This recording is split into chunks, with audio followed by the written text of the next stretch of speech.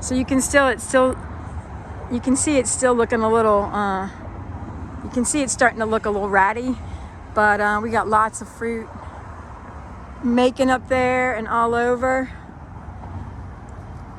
Gonna be after those little ones for some cucumbers, pickled mirliton, or just chop them up, put them in a salad.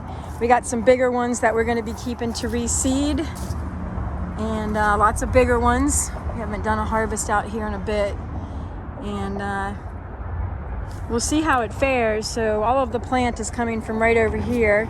We've added some hay. We're going to add some more hay. I'm still trying to debate whether I need to actually cut it back there and just pile it with hay, or just pile it with hay and soil and then watch to see what happens by Christmas Day, say, with everything.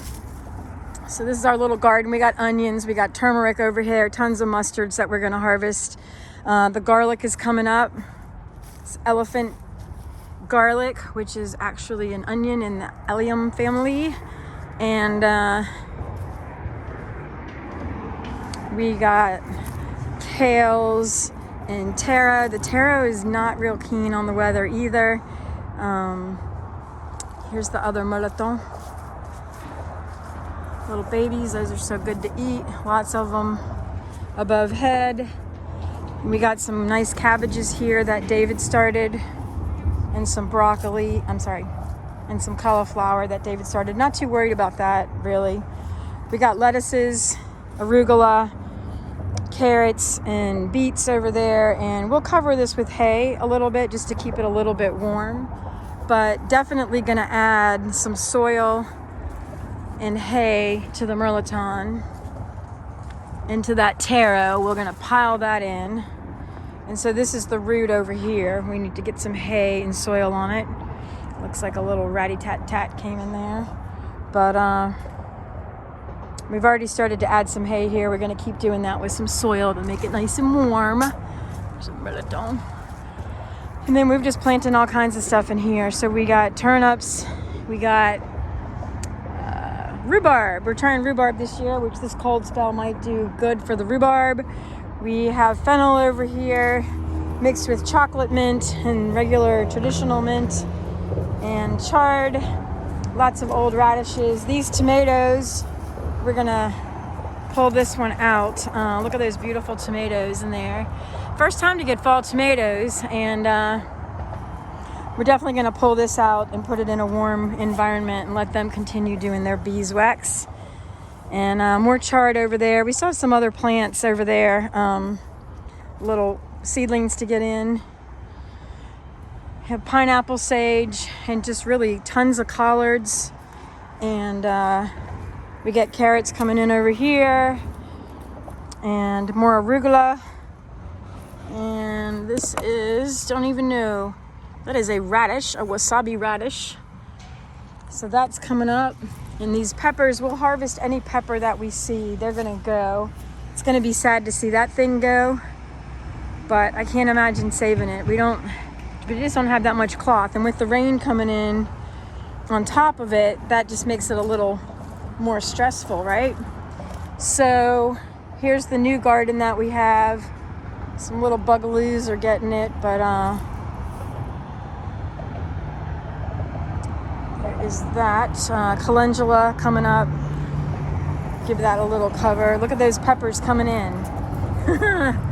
They just don't know what's hitting them.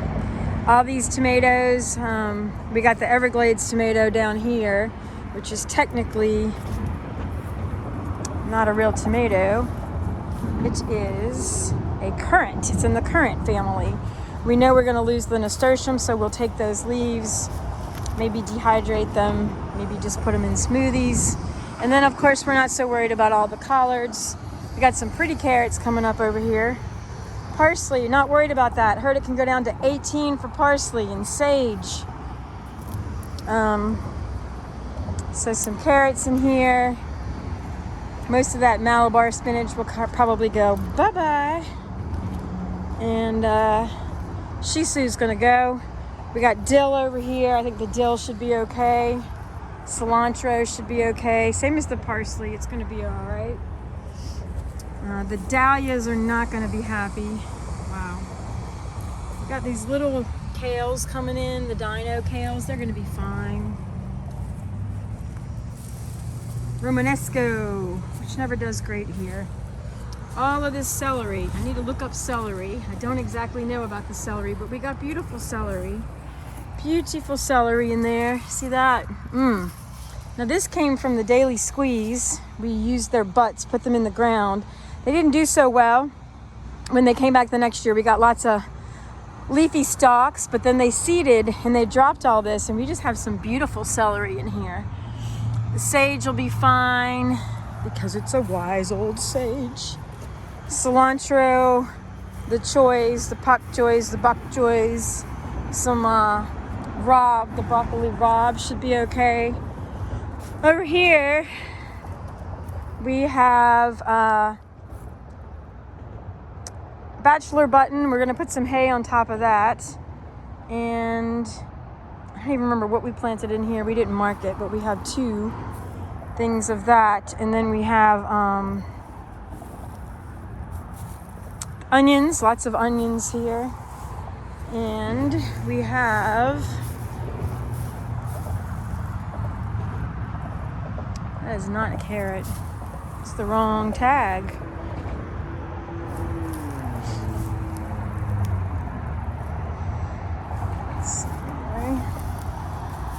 Kohlrabi.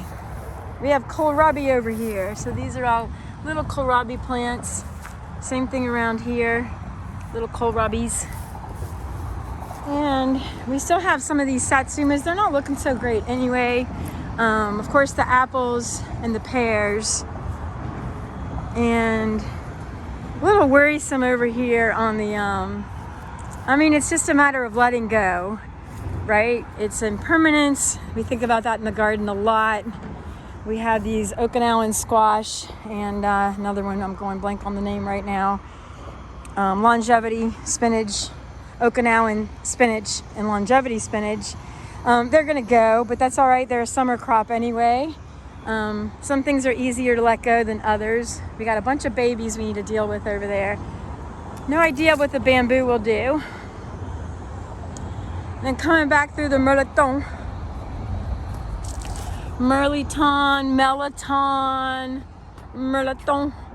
however you're gonna say it. That turmeric and mustards. We got some pretty peas here. I love these peas because the tendrils are so good.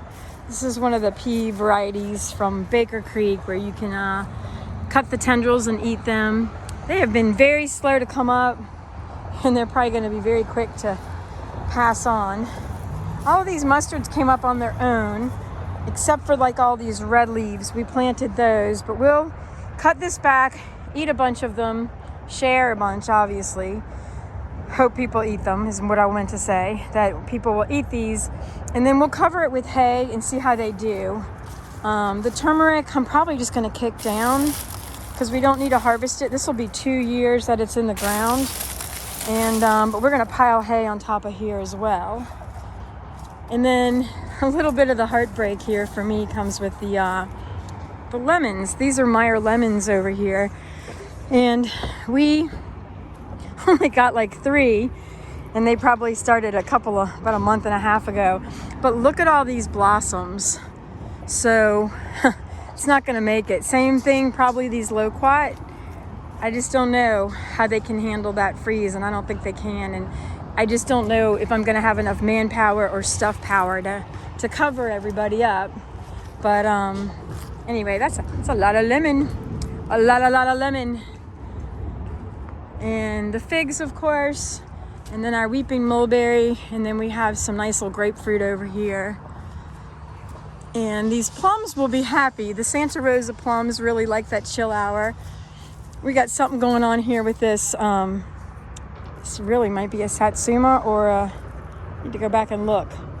Some sort of orange, but they are getting this, and I really don't know what it is. I need to work on my fruits a little better. Another Santa Rosa plum. This was a fingerling lime that we got. It never has done anything, so it needs to be cut. And then, of course, the Brazilian pepper. Pink peppercorns. So that's the garden. in 10 minutes. We'll see how it goes by Christmas. The day after Christmas is when we're looking for some warmer weather to kick in, which is going to be a real telltale of how things are going to go down here. Thanks for watching. I'm Elizabeth Eubanks, lead gardener from the Ground Up Community Garden, Pensacola, Florida, Zone 9A. Come see us.